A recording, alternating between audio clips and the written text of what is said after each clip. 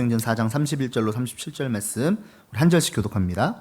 빌기를 다음에 모인 곳이 진동하더니 무리가 다 성령이 충만하여 담대히 하나님의 말씀을 전하니라. 믿는 무리가 한 마음과 한 뜻이 되어 모든 물건을 서로 통용하고 자기 재물을 조금이라도 자기 것이라 하는 이가 하나도 없더라.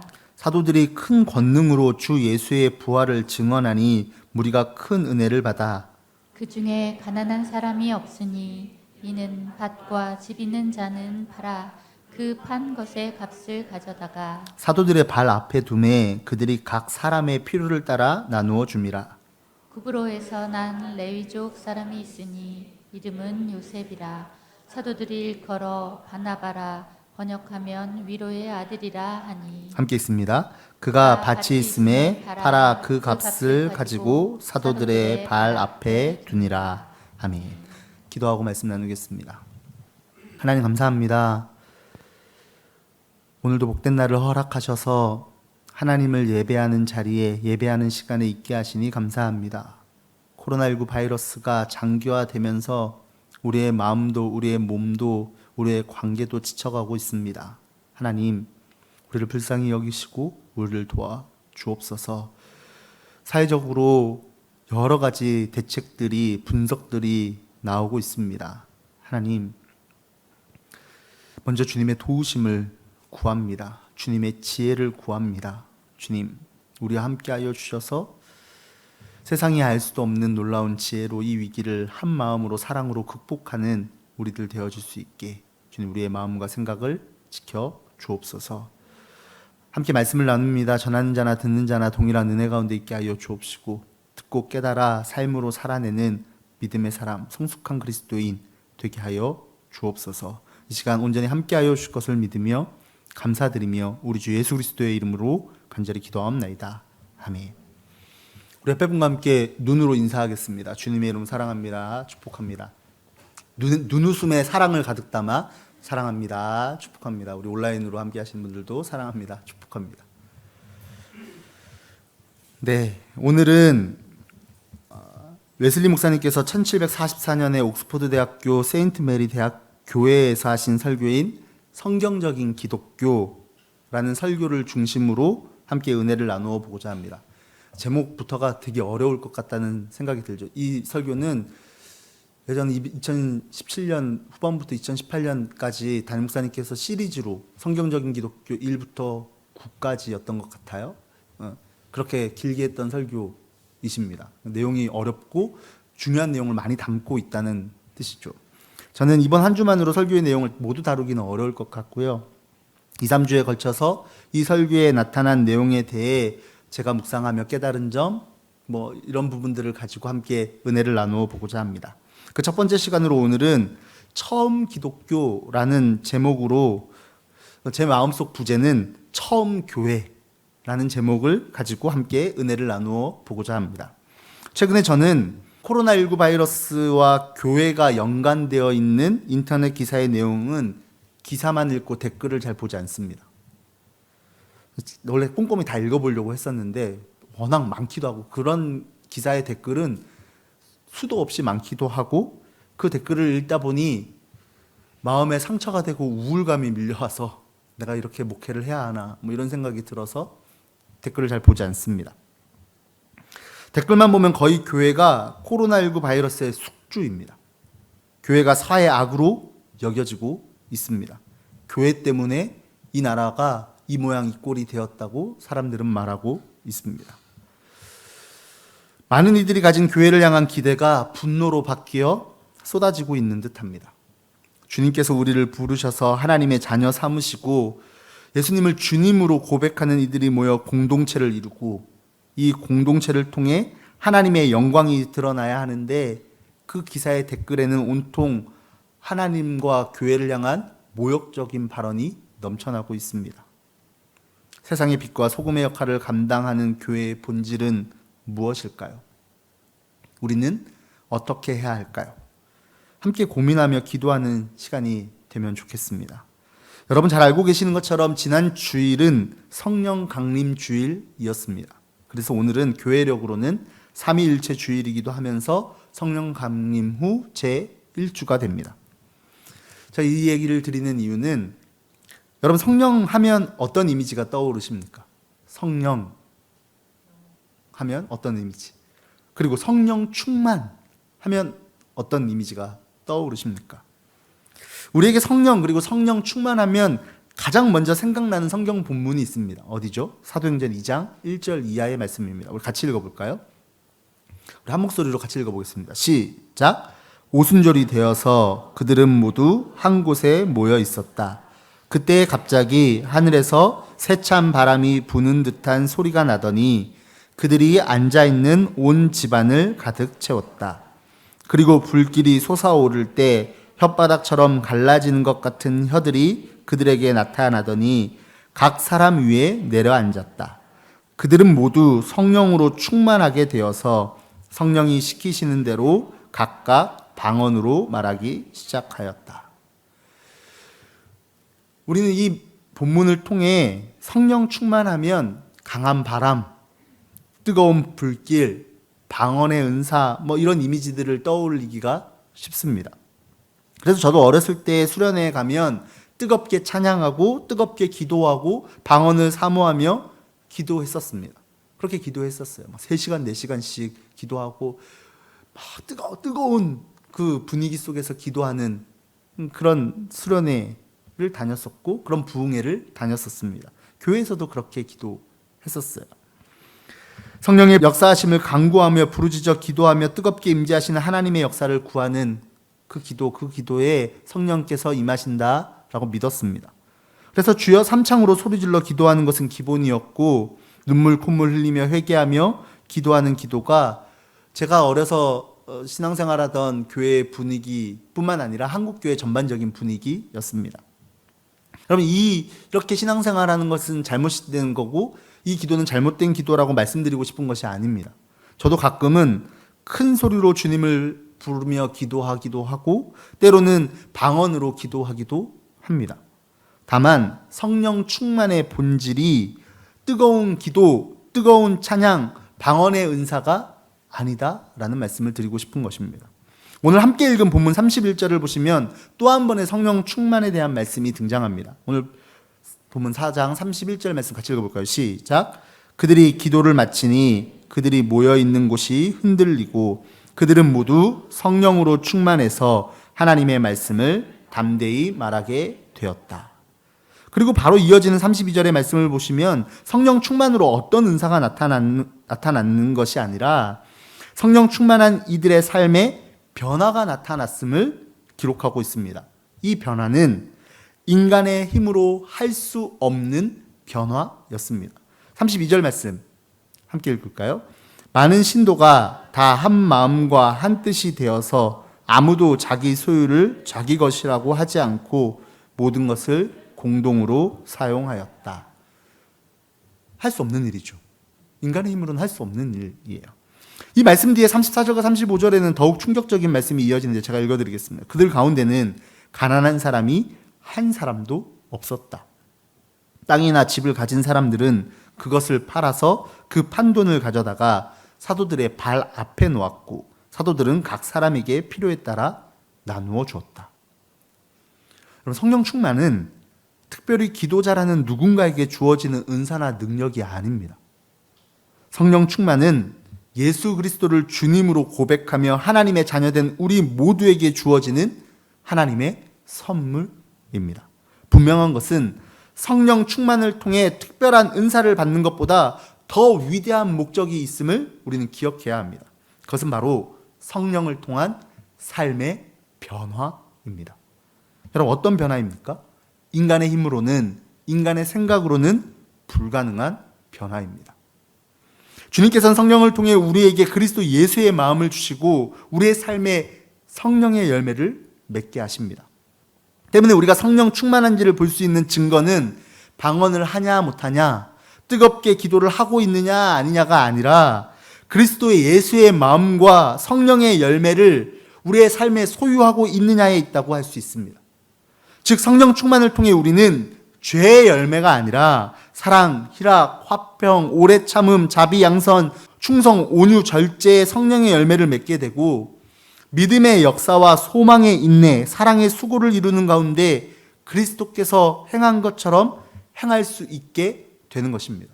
우리가 예수 그리스도가 행하신 것처럼 행할 수 있게 된다는 겁니다. 어떻게 되면? 성령 충만하면 말입니다. 내가 거룩하니 너희도 거룩하라 말씀하시는 그 주님의 말씀은 너희 스스로 거룩해야 돼 라고 요구하시는 말씀이 아닙니다. 그렇게 하면 우리는 너무 불쌍한 인생이에요. 안 되는 걸 계속 해야 되는 거잖아요. 그런 말씀이 아니라 지금도 우리의 삶에 함께 하셔서 도우시는 성령 하나님의 인도하심에 철저히 순종함으로 우리 안에 가득한 성령의 충만함으로 이루어지는 삶의 자연스러운 변화가 바로 거룩인 겁니다. 우리 안에 가득한 성령의 역사가 겉으로 드러나기에 거룩해지는 거예요. 처음 기독교란 우리와 함께 하시는 성령의 역사하심이 삶의 변화로 나타난 모습입니다. 어떤 시스템도 아니고 체계도 아니에요. 그 자연스러운 삶의 변화의 모습이 처음 기독교였어요. 이것이 우리가 회복해야 할 기독교의 모습인 겁니다. 한동안 교회의 캐치프레이즈처럼 자주 외치던 구호, 초대교회로 돌아가자. 그 초대교회로 돌아가는 일일 것입니다. 그런데 처음 기독교로의 회복을 종교계에 종사하는 사람들의 변화로만 이야기해서는 교회에서 종사하는 어떤 사람들, 목회자나 중직들, 그 사람들이 변해야 교회가 변하는 거야 라고만 이야기해서는 우리는 처음 기독교의 모습을 절대로 회복할 수 없습니다. 웨슬리 목사님의 표현을 빌리면 성경적인 기독교의 모습을 그리스도인 한 사람 한 사람의 삶의 모습에서부터 회복하지 않으면 기독교의 회복은 불가능하다라는 말입니다. 그렇다면 처음 기독교는 어떻게 시작되었을까요? 한 개인의 차원에서 생각해 보고자 합니다. 먼저 회개하고 제사함을 받으라는 사도들의 설교가 있었습니다. 마음에 찔림을 받은 자가 죄를 깨닫고 회개했습니다. 그리고 예수님을 믿었습니다. 그 믿음을 가지는 즉시 자녀 삼아주시는 성령께서 그에게 임하시고 그 성령을 통해 그 사람은 하나님을 아빠, 아버지라고 부르게 되었습니다. 갈라디아서 4장 6절 말씀입니다. 그런데 여러분은 자녀이므로 하나님께서 그 아들의 영을 우리의 마음에 보내주셔서 우리가 하나님을 아빠, 아버지라고 부를 수 있게 하셨습니다. 그럼 우리가 하나님을 아버지라 부를 수 있는 것 자체가 성령의 도우심으로 말미암아 가능하다는 겁니다. 진심으로 그분이 나의 아버지다라고 고백할 수 있는 것 말입니다. 여러분 이것이 얼마나 감격스러운 일인지 모릅니다. 천지 만물을 지으신 전능하신 하나님께서 내 아버지가 되신다는 것. 이게 얼마나 큰 감격인지 몰라요. 죄의 종이었던 우리가 하나님의 자녀가 되었다는 그 기적 같은 일, 그 기적 안에 이미 저 여러분이 있다는 겁니다. 하나님을 진심으로 아버지라고 고백한 저와 여러분은 이미 이 기적과 같은 감격을 경험한 이들입니다. 그런데 이 기적이 당연한 것으로 여겨지기 시작할 때 우리의 삶에는 감격이 사라집니다. 하나님이 아버지이신 것이 당연해지기 시작할 때 우리 안에는 아무런 감격도 없어요. 그러면 지금도 하나님 아버지만 해도 눈물이 펑펑펑 쏟아지시는 분들이 계세요. 그게 너무 감격스러운 거예요. 근데 우리에게 이것이 너무나도 밋밋하고 당연한 일이 되어질 때 그것으로 주는 감격은 하나도 없어지는 겁니다. 기억하시기 바랍니다. 죄의 종이었던 우리에게 당연한 것은 하나도 없습니다. 지금도 성령께서는 우리가 죄의 노예가 아니라 하나님의 자녀임을 날마다 증거하십니다. 때문에 하나님의 자녀라는 것을 증거하시는 성령의 도우심으로 처음으로 예수님을 나의 주님이라고 고백할 뿐 아니라 우리는 이렇게 위대한 고백을 할 수 있는 자리에까지 이르릅니다. 그 고백은 갈라디아서 2장 20절의 고백입니다. 나는 그리스도와 함께 십자가에 못 박혔습니다. 이제 살고 있는 것은 내가 아닙니다. 그리스도께서 내 안에서 살고 계십니다. 내가 지금 육신 안에서 살고 있는 삶은 나를 사랑하셔서 나를 위하여 자기 몸을 내어주신 하나님의 아들을 믿는 믿음 안에서 살아가는 것입니다. 아멘. 이 믿음은 그분께서 내 안에 살고 계신다는 증거입니다. 그분께서 내 안에 가득히 자리하고 계심을 확신하는 것입니다. 그것이 바로 믿음이에요. 그래서 히브리서 11장 1절은 이렇게 말씀하죠. 믿음은 바라는 것들의 확신이요 보이지 않는 것들의 증거입니다. 우리의 믿음은 그 보이지 않는 하나님의 사랑에 대한 확신이고 증거라는 겁니다. 그럼 우리의 믿음이 그것을 증거하고 있습니까? 내 안에 하나님께서 살아계신다는 것을 우리의 믿음이 증거하고 있냐는 겁니다. 보이지 않는 그 하나님의 사랑이 우리의 믿음을 통하여 증거되고 있냐는 겁니다. 믿음은 예수 그리스도를 통해서 또한 예수 안에서 나 같은 죄인까지도 하나님께서 사랑하신다는 사실에 대해 그분이 내게 주시는 증거, 그분이 내게 일으키시는 확신입니다. 하나님께서 나에게 주시는 증거로서의 믿음, 하나님께서 내게 일으키시는 확신으로서의 믿음이 우리에게 있어야 할 줄로 믿습니다. 이런 믿음으로 인해 우리는 의롭다 하심, 즉 어려운 말로 칭의, 어렵지만 우리는 다 알고 있는 그 단어 칭의를 얻게 되고 그로 인한 하나님과의 평화를 누리게 되는 것입니다. 로마서 5장 1절은 이렇게 말씀합니다. 그러므로 우리는 믿음으로 의롭다 하심을 받았으므로 우리 주 예수 그리스도로 말미암아 하나님과 더불어 평화를 누리고 있습니다. 여러분, 이 평화는 인간의 모든 지혜로는 도저히 측량할 수 없는 것으로 그리스도의 지식을 통하여 모든 의혹이나 공포에서 그의 마음과 생각을 지키는 것입니다. 그러니까 두려움과 공포를 없애주시는 것이 아니라 그 두려움과 공포 가운데에서도 마음과 생각을 지켜주시는 것입니다. 하나님께서 나의 아버지 되심으로 인해 누리는 평화입니다. 나의 마음을 누구보다 잘 아시는 하나님께서 나의 아버지 되시니 어떤 어려움에도 어떤 두려움에도 평화를 누리게 되는 것입니다. 코로나19 바이러스로 고통받고 있는 우리 모두에게 우리의 아버지 되시는 하나님의 평화가 임하기를 주님의 이름으로 간절히 축복합니다. 두려움이 없다는 것은 아무것도 하지 않아도 해결된다는 말씀이 아닙니다. 하나님께서 내 아버지가 되시기에 담대히 주님께서 기뻐하시는 자리로 두려움 없이 돌이킬 수 있음을 의미하는 거예요. 그렇게 돌아갈 수 있음을 의미하는 거예요. 주님 앞에 버림받을까 봐 두려워할 필요가 없습니다. 주님 앞에 쓸데없는 인생이라 여겨질 수 있는 이는 아무도 없기 때문입니다. 누가 뭐라 해도 나는 주님께서 기뻐하시는 그 자리로 돌이킬 수 있는 거예요. 왜냐하면 그분이 나의 하나님 되시고 그분이 나의 아버지 되시며 그분과 내가 평화를 누림으로 그분께서 주시는 평화가 나를 사로잡고 있기 때문에 누가 뭐라 한들 상관없이 우리는 그분이 기뻐하시는 자리로 두려움 없이 돌이킬 수 있다 하는 겁니다. 사랑하는 여러분, 우리 모두는 다 하나님의 자녀입니다. 그분께서 우리를 사랑하십니다. 그래서 이 평화는 우리를 하나님 안에서의 기쁨으로 이끌어갑니다. 대속의 피로 죄를 사함받게 하시고 그로써 우리를 아버지 하나님과 화해케 하신 그리스도로 인한 기쁨입니다.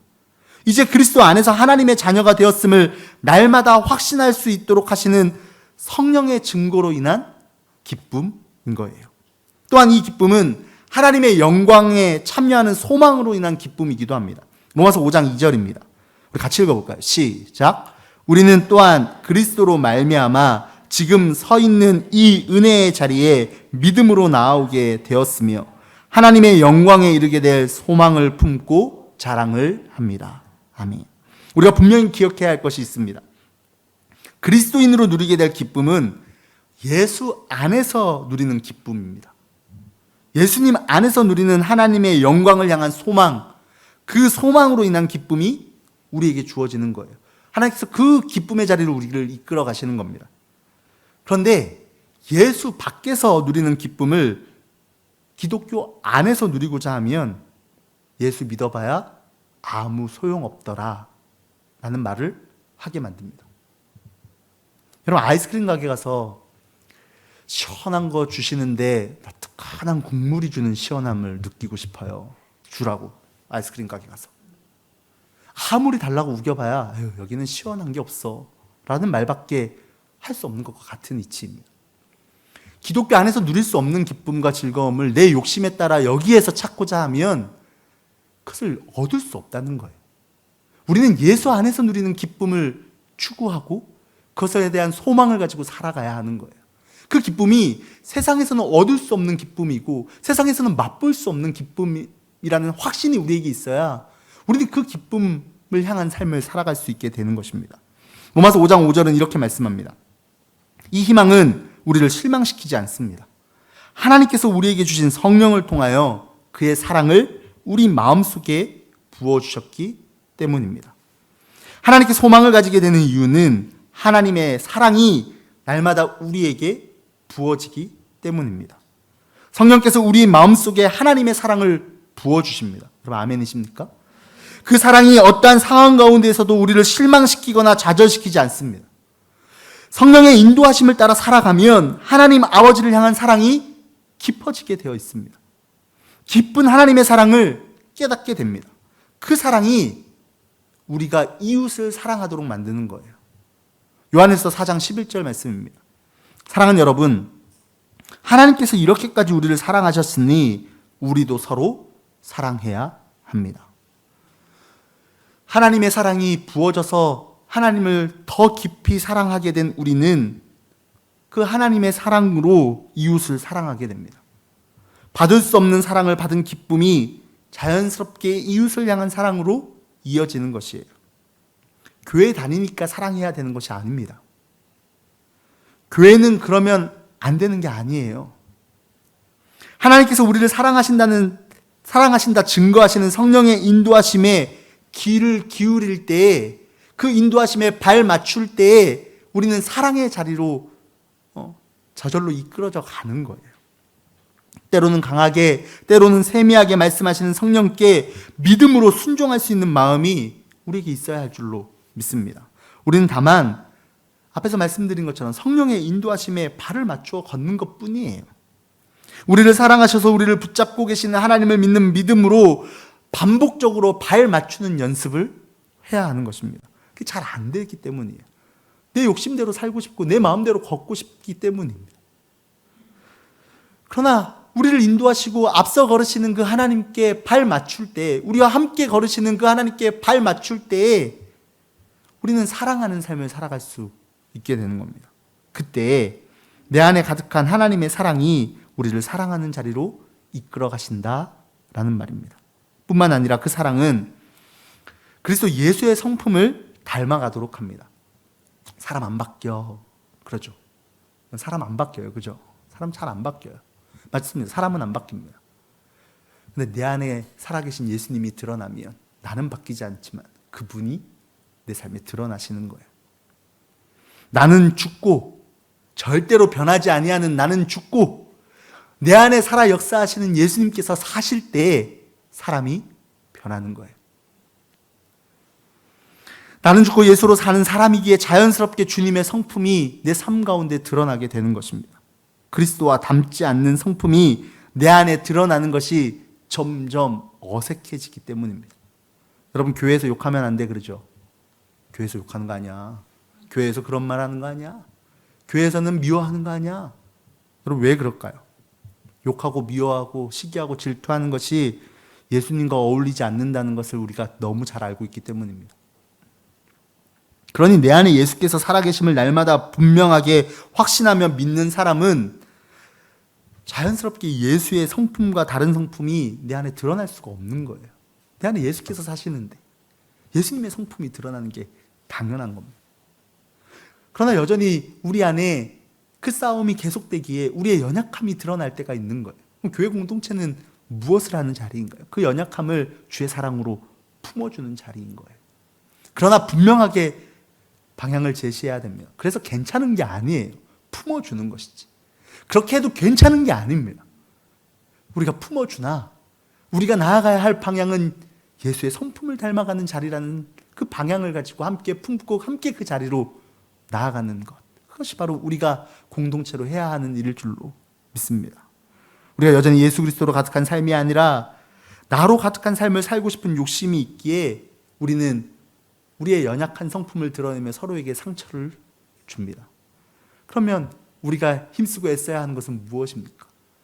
내 안에 살아계시는 주님이 내 삶 가운데 드러나도록 나를 죽이고 내 힘을 빼고 주님께 더 가까이 다가가야 하는 것일 줄로 믿습니다. 이제 설교를 마무리하려고 합니다. 여러분 밥심이라는 말 들어보셨죠? 밥심.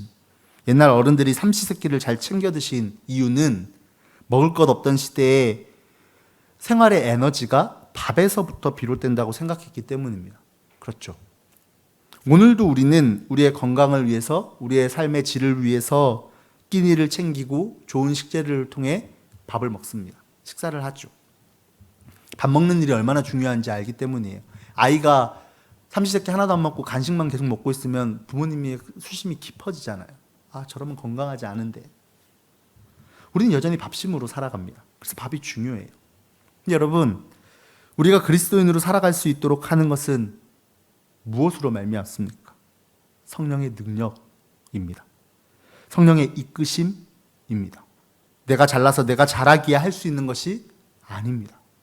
성령의 인도하심, 하나님의 사랑 모두가 우리가 죄인 되었을 때 먼저 우리를 찾아오신 하나님의 선물입니다. 다른 말로는 은혜예요.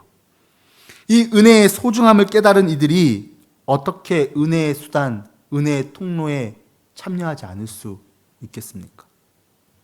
웨슬리 목사님이 말씀하신 그 은혜의 수단, 은혜의 통로 여러 가지 있잖아요. 우리가 신앙생활 하면서 하는 거, 예배, 기도, 말씀, 찬양, 성찬, 이것을 어떻게 소홀히 할 수 있겠어요?